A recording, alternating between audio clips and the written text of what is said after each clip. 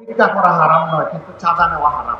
আমরা বলছি যে বাংলাদেশের পৌরসভা এবং সিটি কর্পোরেশন গুলো এখন অভিভাবক শূন্য, এরা এখন জনপ্রতিনিধি শূন্য, এখন সেবক শূন্য।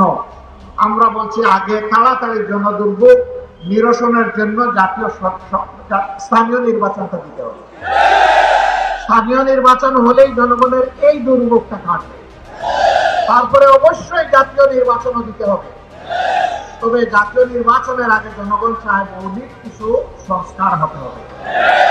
অনেকে বলছেন সংস্কার বড় কথা নয়, মানুষ কিভাবে খেয়ে বেঁচে থাকবে এটা বড় কথা।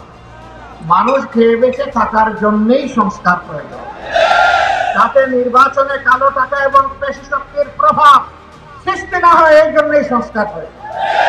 যাতে প্রত্যেকটা নরনারী তার ভোট দিয়ে স্বস্তিবোধ করে তার পছন্দের মাতা এবং ব্যক্তিকে বাছাই করে নিতে পারে, তার জন্যই সংস্কারের প্রয়োজন।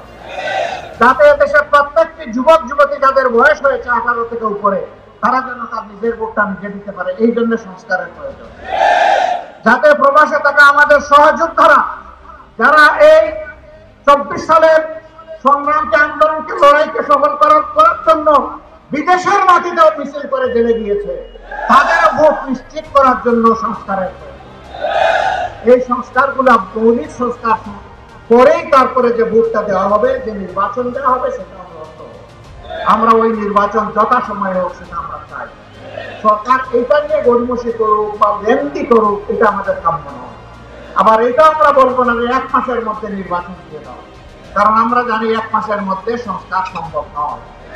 আমরা তাই মূল থেকে বলে এসেছি যৌক্তিক সময়ের মধ্যে এই নির্বাচন দিতে হবে। এখন এই নির্বাচনটা কিভাবে